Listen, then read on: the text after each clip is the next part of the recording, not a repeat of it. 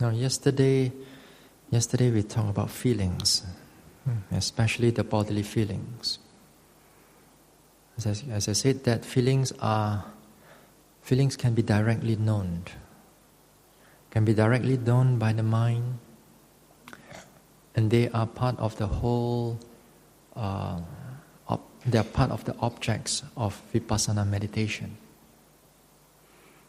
Although it's easier said than done, but the fact that our misconception,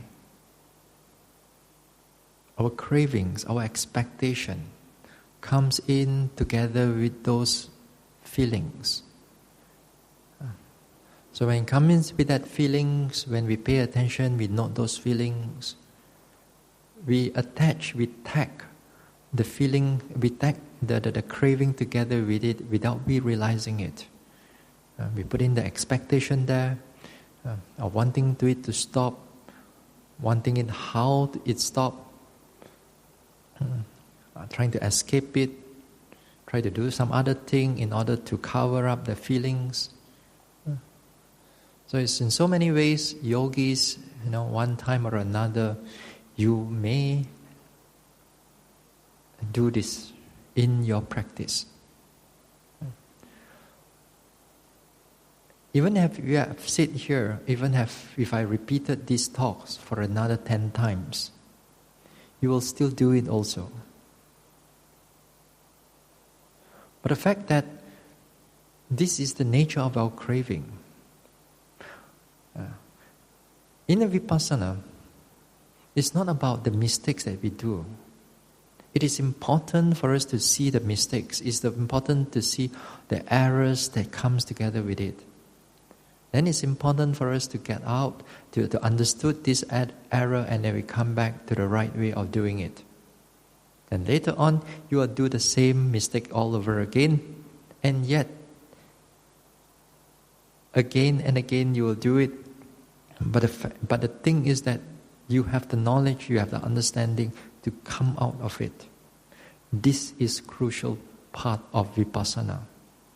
We are not looking here for a yogi to be perfect.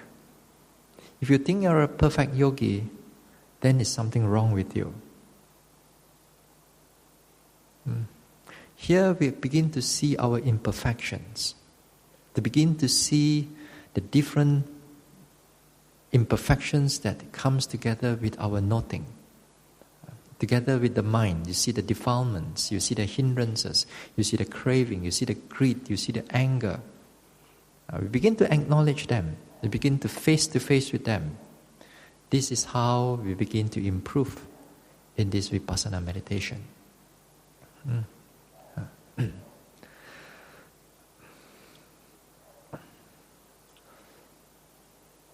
Now, we're still in this clear comprehension of non-delusion, where we begin, as I said, we know what are the right objects to pay attention to. Then we must able to scrutinize it, investigate it, note it, being precise, being thorough, noticing what is really going on with those objects. Again, there's another aspect of how sometimes yogis also may not be feelings, but becomes with other objects, that the yogi get stuck with them.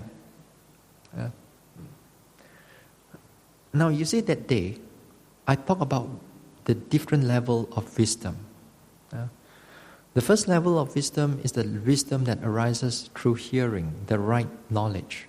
And you hear the knowledge about karma, about precepts, about dependent origination, Four Noble Truth, because those Dhamma, those knowledge, they are timeless, akaliko, timeless. They are timeless and they are parallel with the reality. And they are parallel with the reality. Worldly knowledge does not fall under this type of wisdom. Because worldly knowledge changes over time. So this is the first one. The second one, once we able to get the knowledge, then we reflect in the mind. We reflect in the mind, we have a certain view about it, we understand it, we have a certain judgment over it, we have a certain opinion about it, the theory, or whichever that you want to call it. This is due to you able to take those wisdom that you heard or you have read, and you you mentally think about it, you ponder over it, you reflect about it. So this is the second level of wisdom. And when you reflect, it goes along with the reality, then it's correct.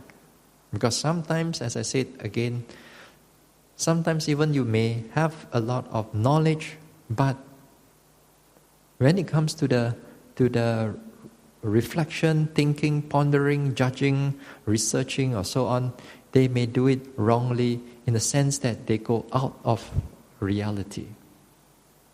What the truth. Yeah?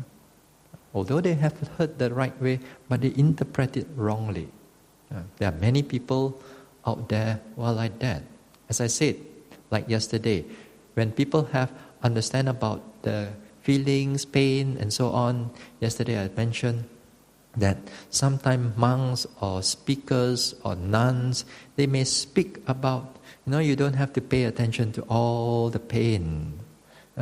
You come into the meditation center, why? What for? You want to come in to see all those pain, all the suffering.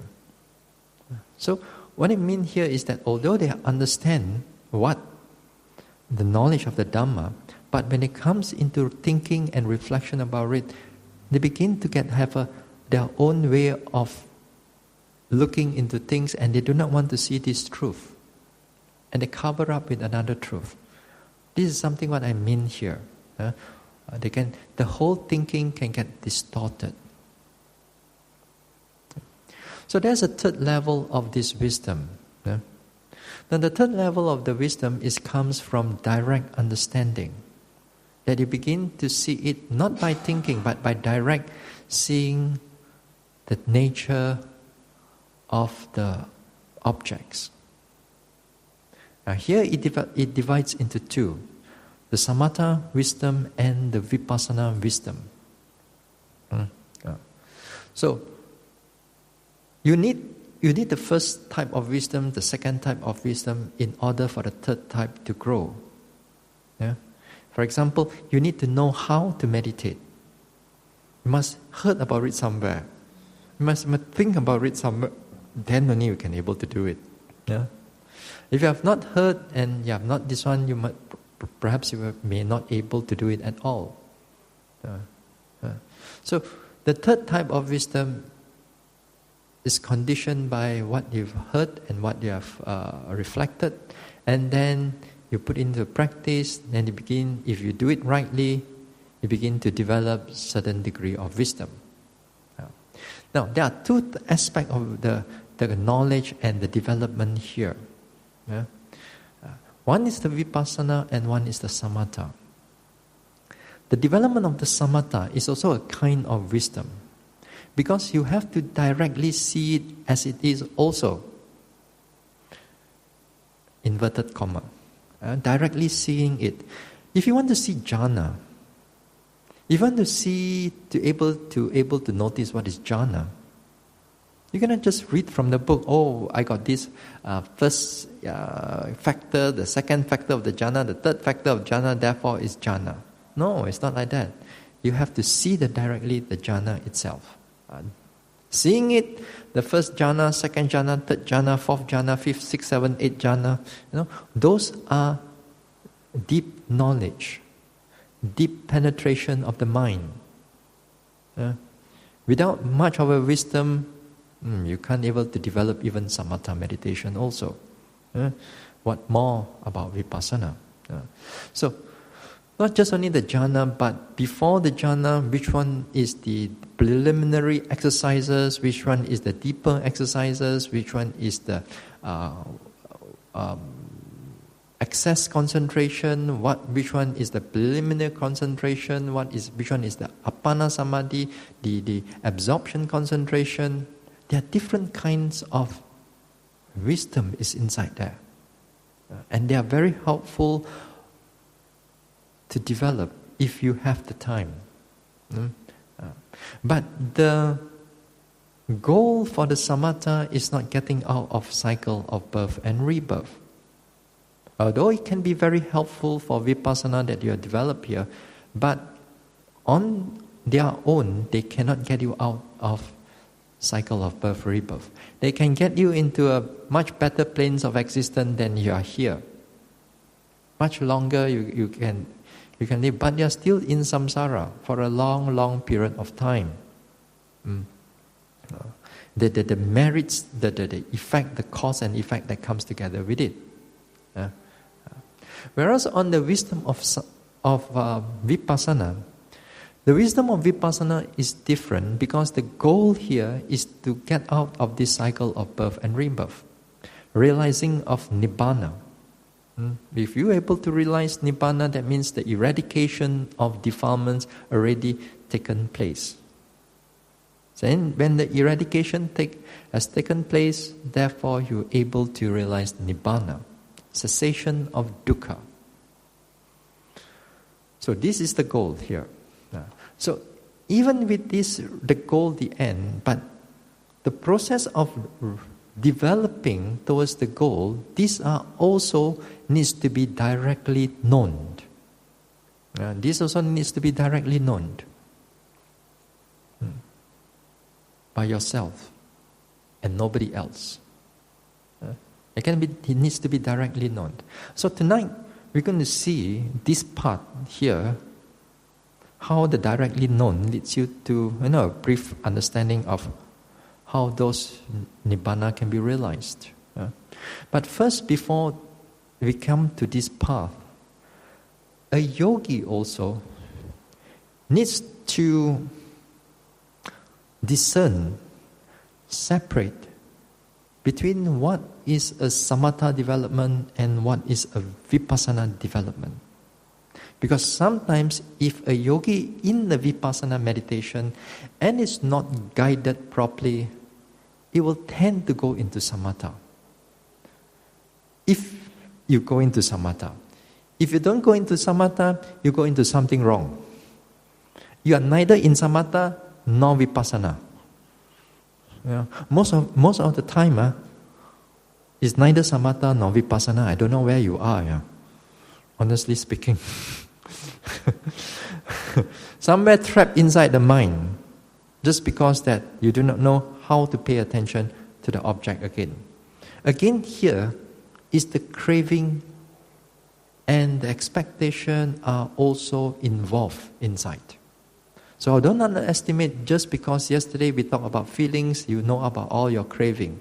It's just waiting for you around every corner that you bend and you turn.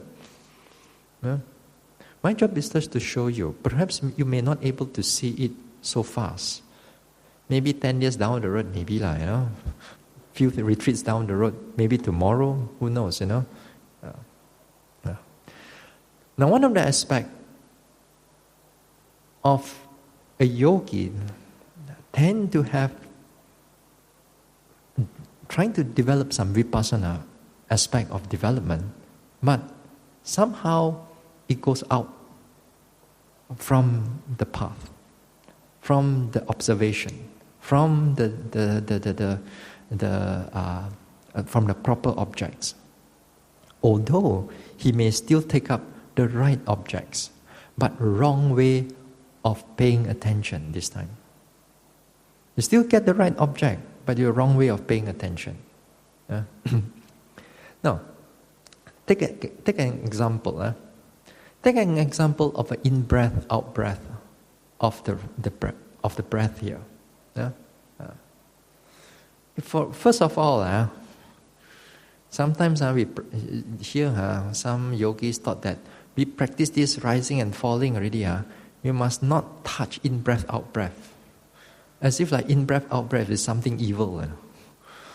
It's not. It's the reason that we don't take up in-breath, out-breath in the beginning of the practice, because you cannot juggle too many objects. There are greatness in the in-breath, out-breath also. But if for a beginner yogi to take up an in-breath, out-breath, although you can calm down faster than you take up the rising and falling, but you will end up with a lot of calmness. And then you are not going to go anywhere. Very pleasant, very calm. The in-breath, out-breath. One of the quality is good. Therefore, we must learn how to use this quality, how to use its benefit. Just enough for the development of vipassana. Yeah?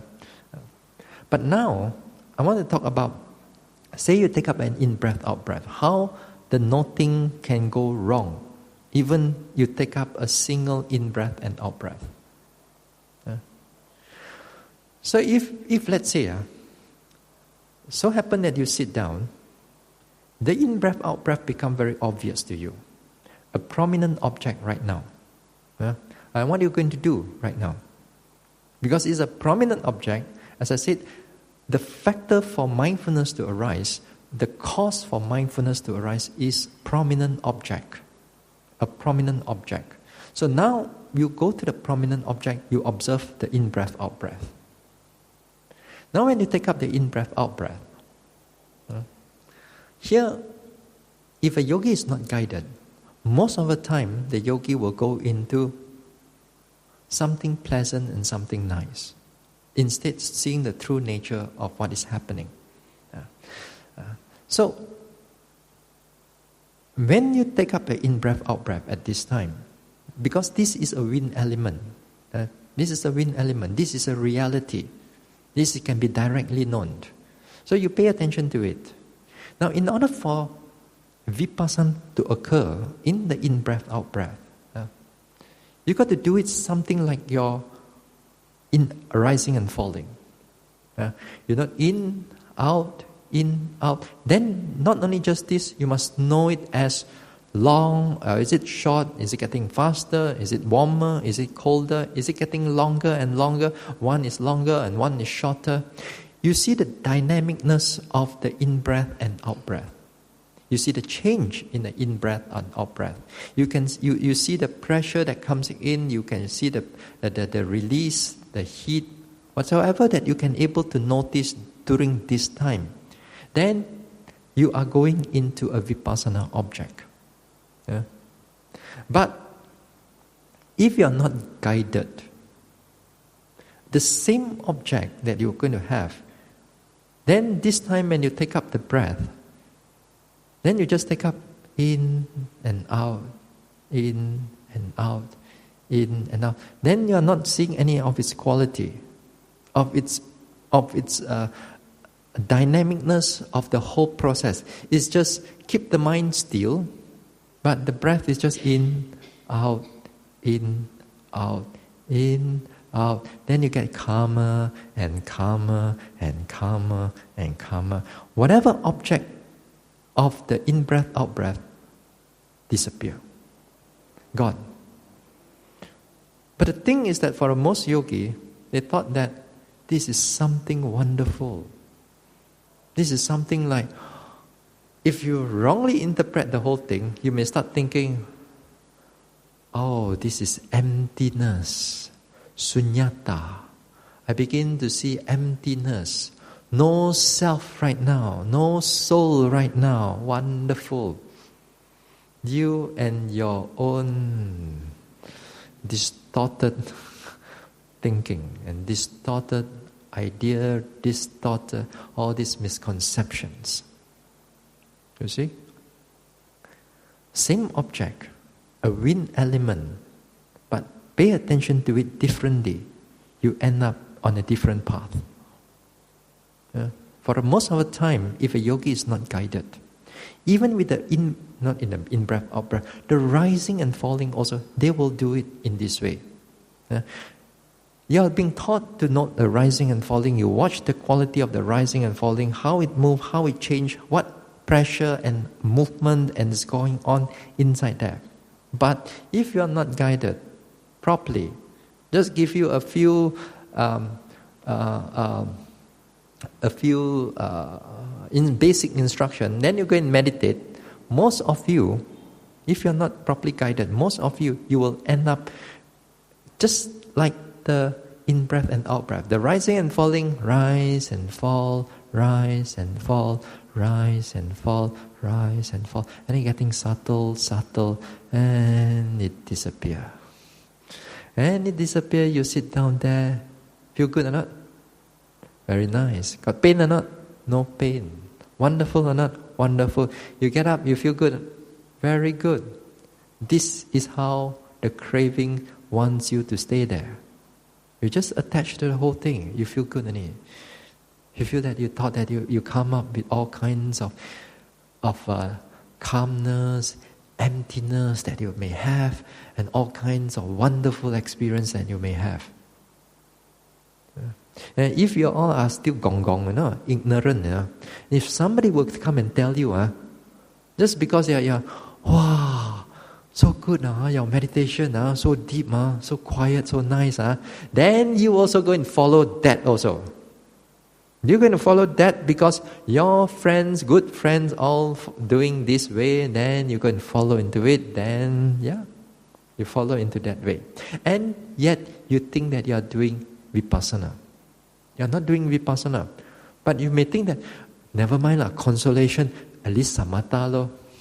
You are not even doing samatha actually. Because samatha also is not in this way. So you are neither here nor there.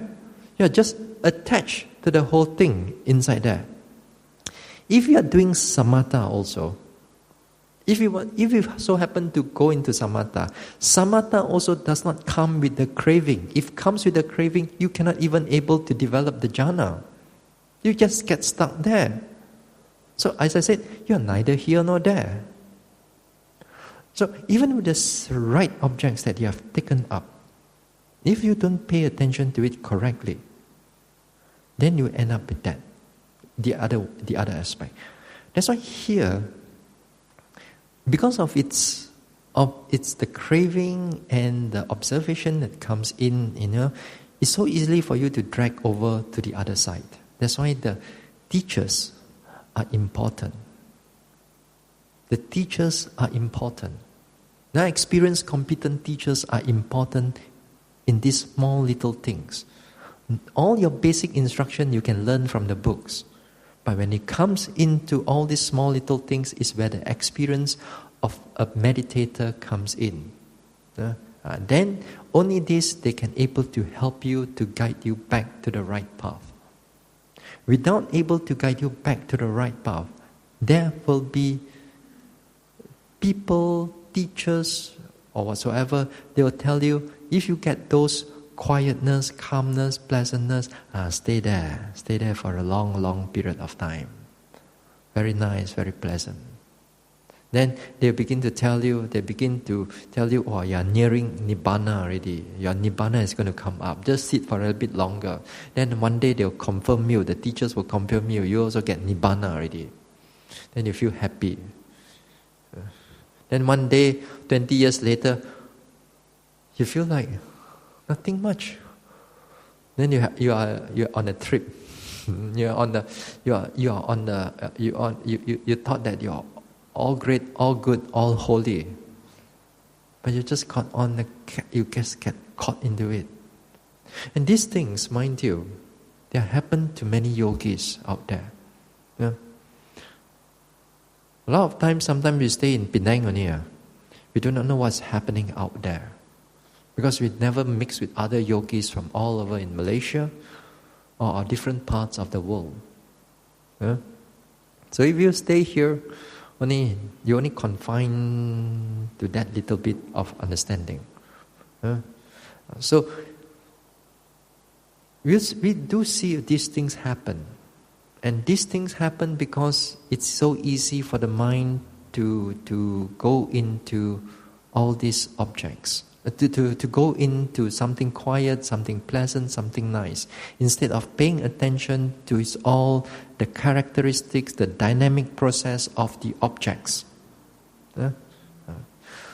So here you must able to differentiate these two again and again. As you meditate, you must able to see this. Are you wishing to do vipassana or are you wishing to do samatha?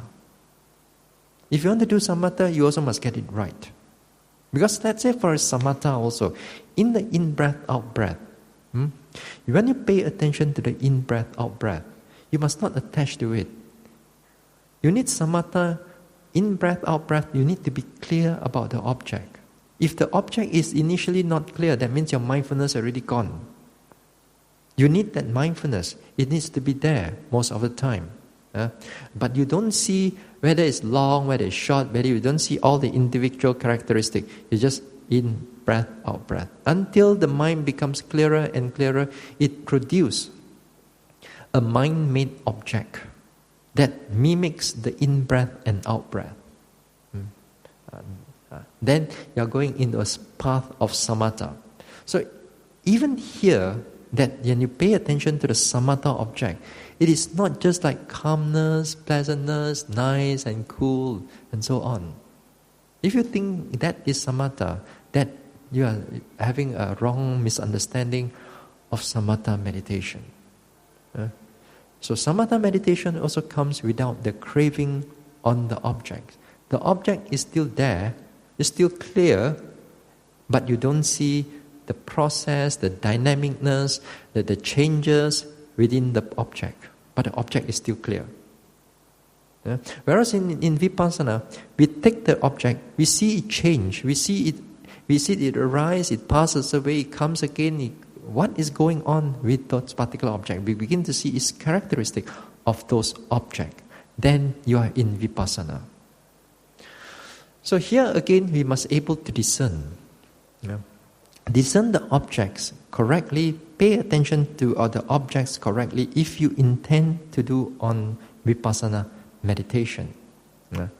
Because along the path, even as you go further and further into the development, every now and then this thing will trick you out from the original path. It will trick you. It will trick you again and again. It kind of like put a honey pot there. You are like a fly, and top gets stuck there. Feel good because it's so sweet and nice, but you can't come out from it. So too, our meditation is something like that. We are trapped by our own craving. And the craving here is not just the greed of food, and all this greed of food, greed for a companion and so on. These are very gross type of greed. But this type of craving is a very refined type of craving. It takes effort, it takes wisdom, it takes penetration of the mind to see it as it is. So, now let's say you know how to differentiate it. You know how to differentiate it. Okay, you come to the rising, falling, you know how to pay attention to rising and falling. You observe its dynamic process. You observe the pressure, you observe the tightness, rising and falling, getting faster, getting slower, getting up, it goes down. You notice the lifting, pushing, dropping. You notice pressure here, pulling there, and so on. So you are paying attention. If you are doing it this way, you are paying attention to the actual objects of vipassana.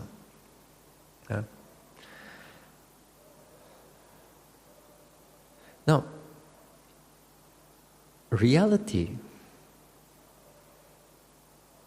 here means that can be directly known by the mind.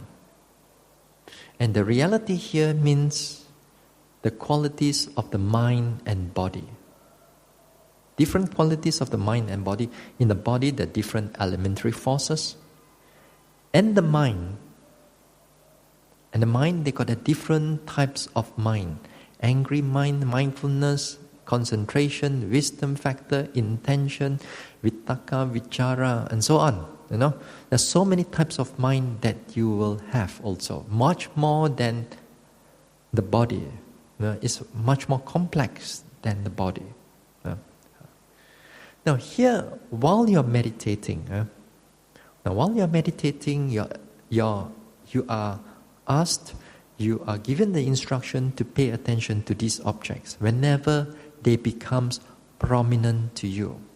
If they are not prominent, you move on to another object. If the thinking is prominent, you go to the noting the thinking. If the sadness is prominent, you notice the sadness. If the anger is prominent, you notice the anger.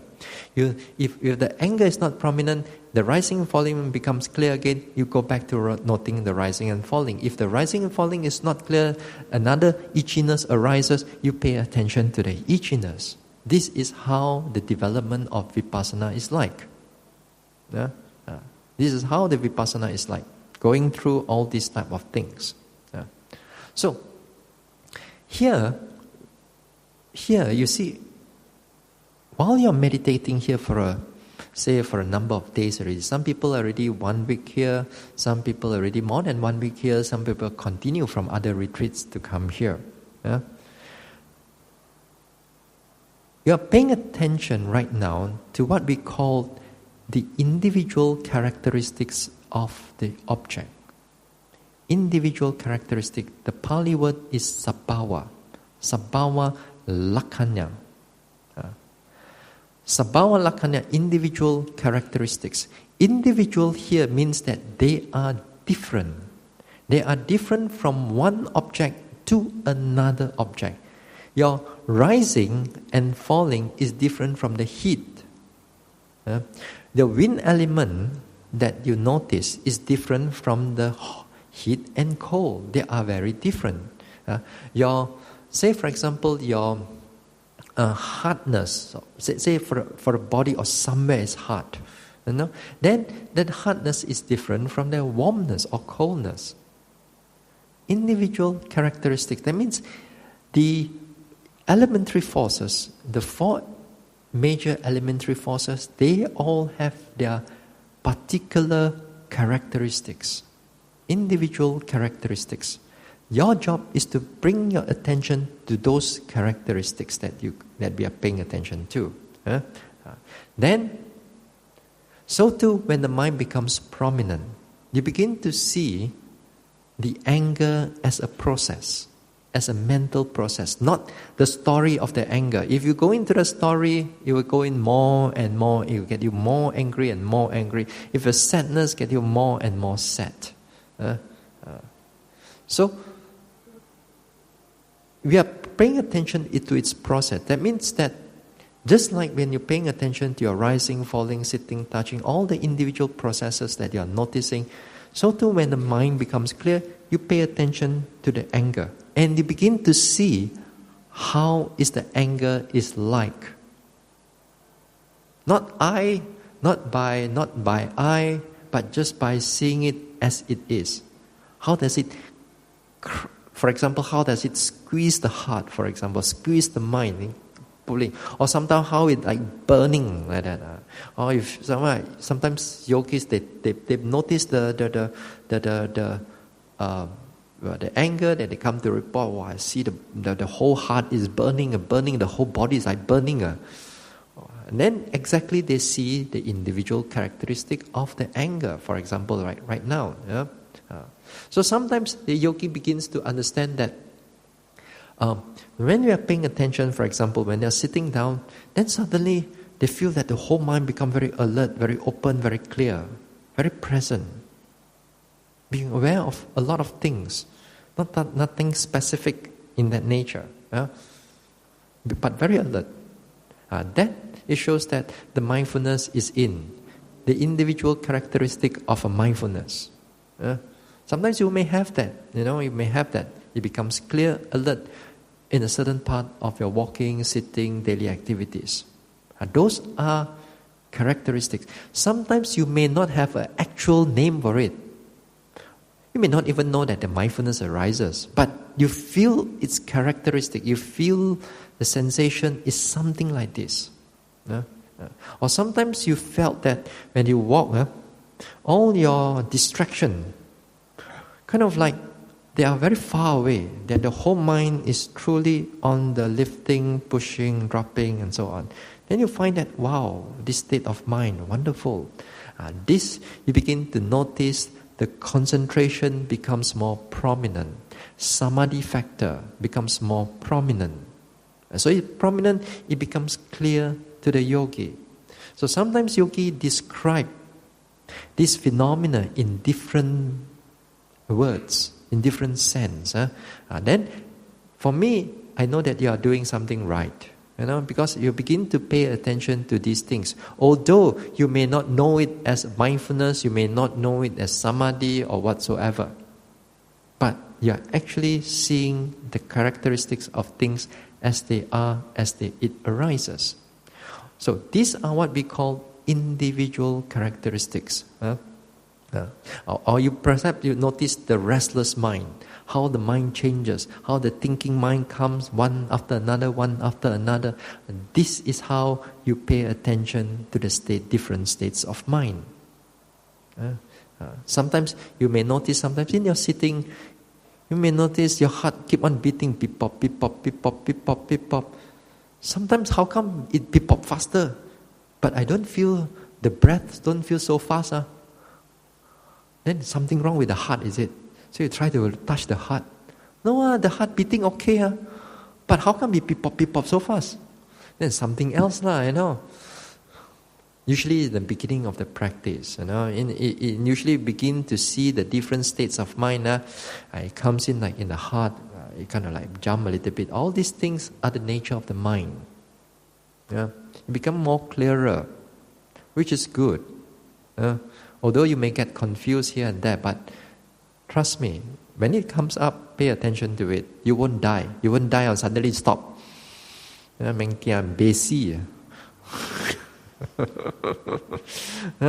Sometimes people are afraid that it's going to be palpitation, go back want to see doctor and so on, It's part of the whole meditation process. Just pay attention. Of course, after you get used to it, then you're quite okay. You're quite okay with it. So all you need to do, you must learn to trust your mindfulness. You trust your mindfulness as the mindfulness pay attention to those objects.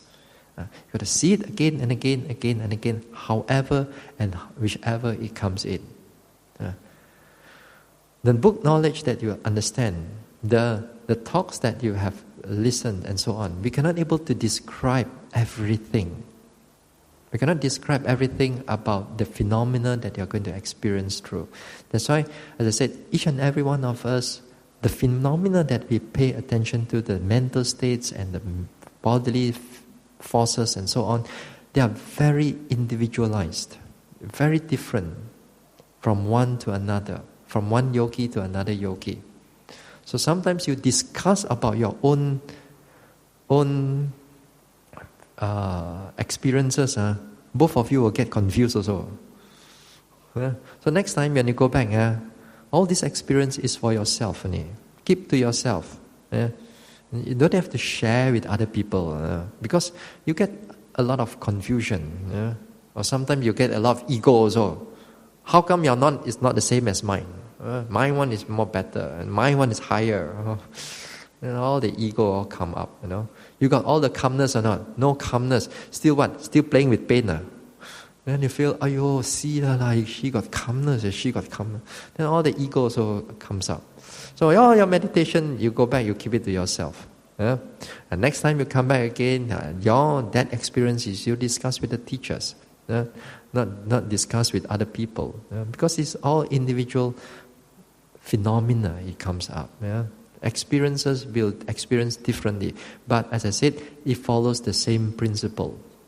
The principle of the individual characteristics of those forces and those mental states. So this one is what we call individual characteristics or particular characteristics. Entry into vipassana, towards the further development, you need to take up this characteristic. Without taking up these different characteristics of the mind and body, there's no entry into vipassana. There's no further development into vipassana. Because if you cannot see these things, the further deeper insight of anicca, dukkha, anatta will not be there. Will not be there. So this is the first characteristics of an object. Its particular characteristics. That's what we call the sabhava lakkhana, the first characteristic. So remember, again and again you pay attention to it. The word Sabhava Lakkhana is also somewhere there. Somewhere in the bot there. But it's just a word. But whether you understand the full impact of it, that's another thing. So this is the first one. Sabhava Lakkhana. Again and again as a yogi, you come in to a retreat, anytime you meditate, if you want to go on the path of vipassana, you pay attention to all these individual characteristics of pain, pulling, tightening, tension, and so on. Again and again, morning till night, you do that. The next morning, and again, and again, and again, and again, and again, and again. Because if you begin to notice them again and again, they become clearer and clearer for you to see. And those objects becomes faster for you to see, in the sense that you don't have to wait for so long. It becomes, because the mindfulness becomes stronger, they becomes clearer. As they becomes clearer to you, the forces here, the individual forces here, because of your mind can able to segregate them, different forces and so on. This is where it begins to see what we call the nama and rupa. You begin to distinguish out which one is the bodily sensations, bodily characteristics, and which one is the mental characteristics by directly knowing what is going on here. Then you begin to begin to see the insight of discerning of this nama and rupa. The first insight of vipassana, because you can able to see it on your own. You can see this and this. They are two different things. Sometimes a yogi may see, for example, you have to see the whole rising and falling process, and the mind that pays attention together with the whole process of rising and falling. The mind can able to choose rising and falling or noting the mind. And he can able to see both of it coming together very clearly.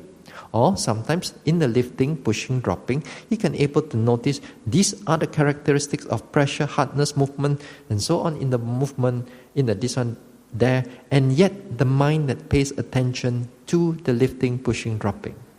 With that, the mind able to segregate what is what is mind and what is matter.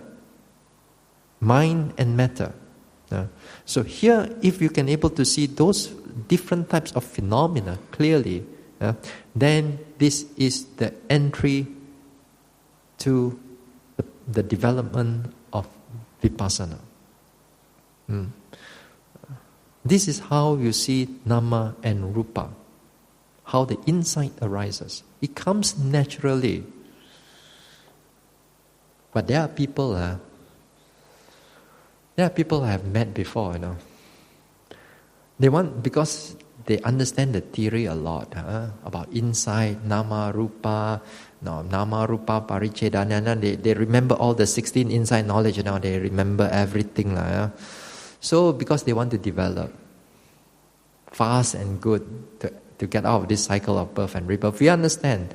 So what they do in the meditation, they meditate, so they keep on mentally chanting, nama rupa, nama rupa, nama rupa, nama rupa, nama rupa, nama rupa. I'm seeing nama, I see seeing rupa, nama rupa. You think you're going to, just because you start chanting inside there, you think you're going to see something nama rupa there? Just because you will see a little bit hardness, a little bit softness, a little bit of mind, oh, that one must be rupa, that one must be nama. Oh, this one is a bit hardness, must be rupa. Or that one must be nama. Yala. This is how you think, and this is not the way of development. This all this thinking are going to put aside. It's about the object. Those objects will lay it out and show it to you. Not what you think it's supposed to be. Not how you think, oh, this is nama rupa, therefore I already got insight knowledge, number one. So easy, might as well go and read a book. Yes. Enlighten is much more faster than sitting here. So the insight does not come in that way. The insight is that you pay attention, then all this experience comes in. All this experience comes in, and then they will show it clearly to you. Not what you think, but it will kind of like hit you in the face, something like that, you know. But it doesn't come like abruptly, you know. It gradually grows. It gradually becomes clearer and clearer and clearer and clearer and clearer and clearer and clearer. So this is how the development of insight arises. Not what you think. Again and again, as I said, you put all your thinking, put all your impermanence aside, put all your nama, rupa, everything, whatever you know, put it aside. Just bear attention. Every day I'm saying this. The next day, some yogi will tell me on all the opinion again, all the judgment again. Again and again, it will come in that way. Yeah. But nevertheless, this is how all of us develop. We got to know our mistakes, where we get caught into it. Now, with this understanding of this individual characteristic or its particular characteristics, as you keep on noting further, trying again and again, day in, day out, day in, day out, day in, day out, day in, day out, one retreat after another retreat after another retreat. Then the stamina, the continuity of the mindfulness, the penetrative factor of the mind, the balanced state of the mind becomes even more and more clearer, more and more continuous. You sit down there, all the phenomena starts coming in. You begin to walk, all the phenomena will start coming in. Not like when you begin to meditate, you sit down, 5 minutes, 10 minutes later, only arising, falling come in. If it comes in, you know. But this time is different. This time, the yogi is more proficient, more clearer. Sit down, and the objects are already waiting for the yogis, which is good in that way because it shows that their sign of development is there. Now, with this, as you pay attention to all these type of things, then the next characteristic of an object will come in. So sometimes you may see it also. The next characteristic of an object. The next object here is called, the Pali word is called Sankhata Lakkhana. Sankhata, or the English you translate as formative. Formative characteristics. What does it form? How does it form? Or in another way of looking at it, is they call it the triple characteristics. Triple characteristic here is not your impermanence, dukkha, anatta. It's not that. Here the triple characteristic means a beginning, middle, end. Beginning, middle, ending. Arising, sustaining, disappearing. Okay? Arising, beginning, disappearing. So as you begin to meditate, for example, like yesterday I talked about the pain. When a yogi becomes more proficient in noticing what is going on, then a lot of times you can see this characteristic, that second characteristic is coming to you. But, although sometimes we read so easy, beginning, middle and end. But when it comes into your retreat time, when it comes into your development time, it will not show you all the time beginning, middle, end. It will not show you the beginning, middle, end every time that you're going to, just because that you are clear. Yeah? If you have wrong notion of this vipassana, and you do not see things as they are, and usually yogis tend to think that just because you read about beginning, middle, end, every time must see beginning, middle, end. So objects even does not appear to you in that way, you still want to see the beginning, middle, and end. And this is where you get, sometimes yogi gets stuck also. What do you mean by a beginning, middle, and end? a beginning, middle, and end of an object. For example, when you begin to meditate, let's say the pain arises. You will not see how exactly it arises, but it's already there. It's already there, painful, but you won't see how it ends. So what you see here is just the middle part of it only. But you see its characteristic, you see its pulling, you see its individual characteristic, but it's only the middle part that you see. You don't see how it exactly begins, how exactly it ends. When you pay attention to the rising and falling in the beginning process, it's just rise and fall. Exactly how it begins, exactly how it ends, you do not see it. That means the middle part, the middle of this thing is clear for the yogi. Beginning, ending is not clear. It's not clear. So if it shows you like that, you see it as like that. It shows you in this way, you pay attention into this way. If sometimes yogi, just because they read a lot, how come I must... the rising, falling shows you in this way, or the lifting, pushing, drop shows you in this way. But just because that you have your theoretical knowledge, then you say something is wrong. How can there's no arising? How come there's no ending one? I must force myself to go and see the beginning also. Then after that, I must force my mind to go and see the ending also. This is where you get jammed up, where your whole mind gets into tension. Because when you are not ready for it, it will not show you. It will not show to you. So it will show to you whenever, whichever level that you are in. Don't try to be gao, Don't try to be over smart. The true nature of things. You try to oversmart it, it gives you a lot of tension. It gives you a lot of non-progress. It gives you a lot of... your confidence also break. So don't do that. It comes in like this way, it shows you in this particular manner, you take it in that particular manner. Because later part, as you meditate, sometimes the beginning part, sometimes the middle part and the ending part is not clear. It only shows you the beginning only. How does the whole beginning? Very clear. How does the middle? Sometimes is clear. How the ending? Still not clear. But it is part of the whole development of the insight. Say for example, that few days ago I talked about intention. I talk about intention. I talk about the wish of the mind to start off with something and then they start moving. Right?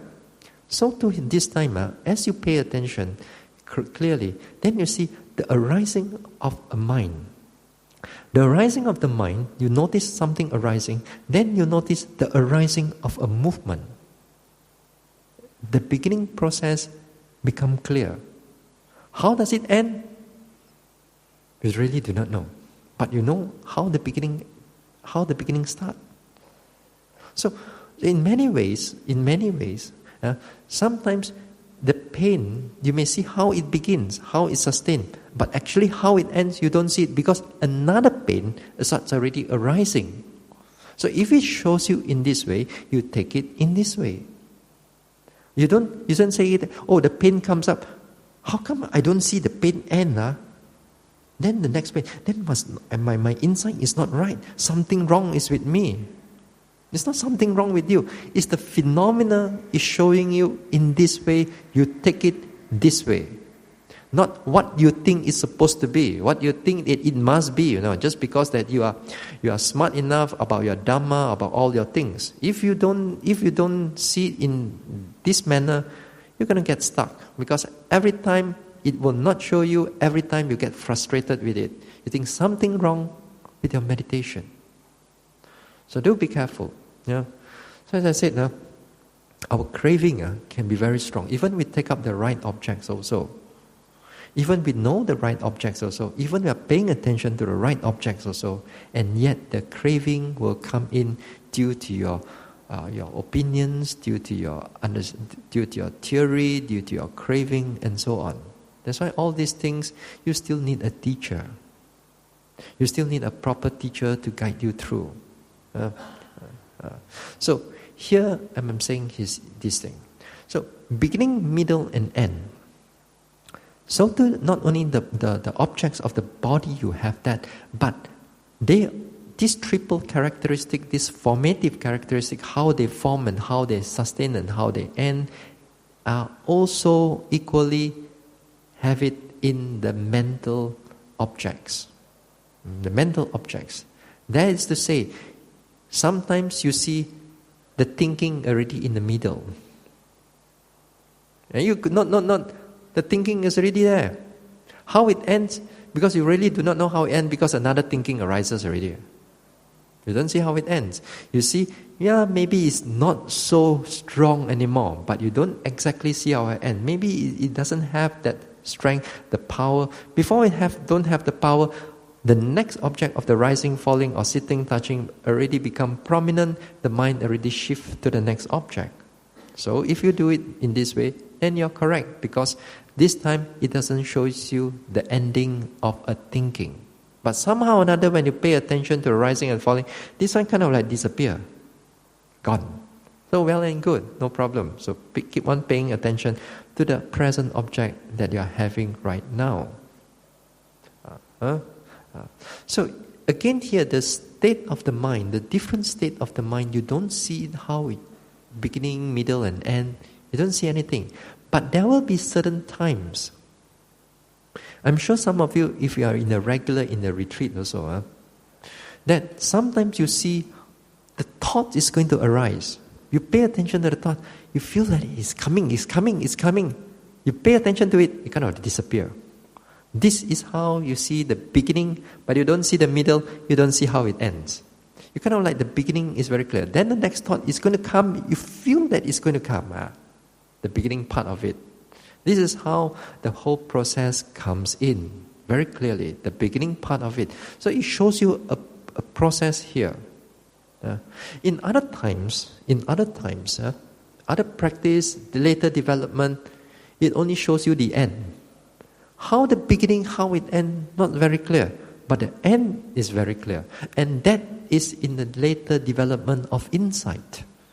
You see how it goes? So if you think that everything must have beginning, middle and end, and you think of it again and again, you're going to have a lot of problem. These things I have to mention, because sometimes, especially in Vipassana meditation, there are teachers, sometimes there are instructors to tell you, you come and meditate, a little bit quiet, key in middle and how it ends. Beginning, middle and end. Then you must put your full force into it, see how it begins, how it stays, and how it ends. If you start off with your whole meditation in this way, you're going to burn out. If maybe you come in for 1 hour of sitting, you may not see that. But if you do that in a retreat, you're going to burn out. Because object is not going to show you in that way. So in other words, when you come into a meditation retreat, or you come into this one, when you want to guide a person, when you want to guide a yogi, and I'm sure some of you are here are also helping out in the Friday, Monday, or other places also. If you tell a yogi, you must force the yogi to go and see beginning, middle, and end in the beginning part, then you kind of like doing a disservice to the yogi. Yogi is going to go up a lot of tension. Even be gentle, if you cannot not put the hand there, and learn to feel first, learn to feel. Make so specific until beginning, middle, and end. Because these things, every now and then I heard these things, and sorry to say, the yogis when they begin in this way, you're going to have a lot of tension. That's why sometimes in this Vipassana meditation, people say, how come I got so much tension? So many areas, if you do it wrongly, it will create a lot of tension. Yeah? So, therefore, when you begin your meditation, if you want to begin a meditation, or while you are in the meditation retreat, whatever that it shows you, however it shows you, you want to show you the end, you learn to accept it. You want to show you in the middle, you accept it. Even yesterday, you may see something beginning. Today, you may not see it. let it be, let it go already. See what is happening in the present moment. Because sometimes things already change. So the beginning, middle, and end is sometimes it's like this. Sometimes, in a little bit further of the development, it shows you all the three. Very clearly how it begins, how it stays, and how it ends. But only for a short period of time only. But after that, later part, this beginning, middle, and end also disappear. Or not to say disappear, but it change into maybe just beginning only, or ending only, or a lot of other characteristics that starts coming in. This is how the development of Vipassana comes in. The triple characteristics, beginning, middle, and end. This is called the Sankhata Lakkhana. And these characteristics, you are not seeing the true impermanence yet. You think that you have seen all the impermanence is there. Oh, impermanent. Then the true impermanence is also not, the true anicca also not yet. Therefore, if you have not seen the true anicca, the true dukkha also is not yet. Although here pain, there pain, some dukkha here and there, you thought all the dukkha you have seen. But the deeper one, not yet. You thought you've seen a lot of your anatta here and there, but anatta hasn't come, the deeper part of anatta hasn't come in yet. Also. So it's still a way to go.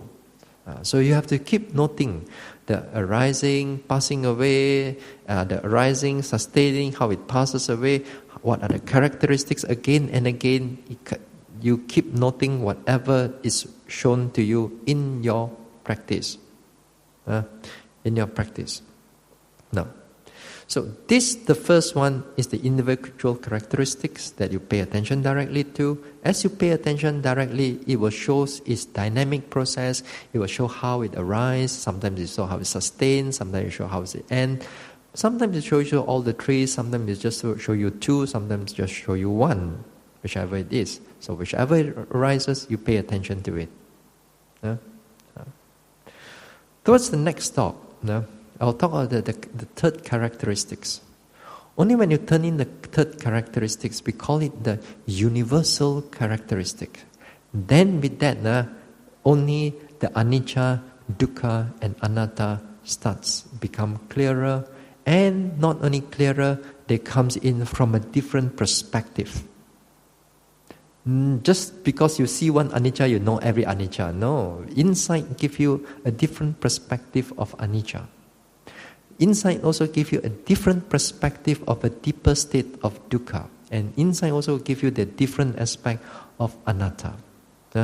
So this is the triple characteristic. We will elaborate that a little bit more on Monday.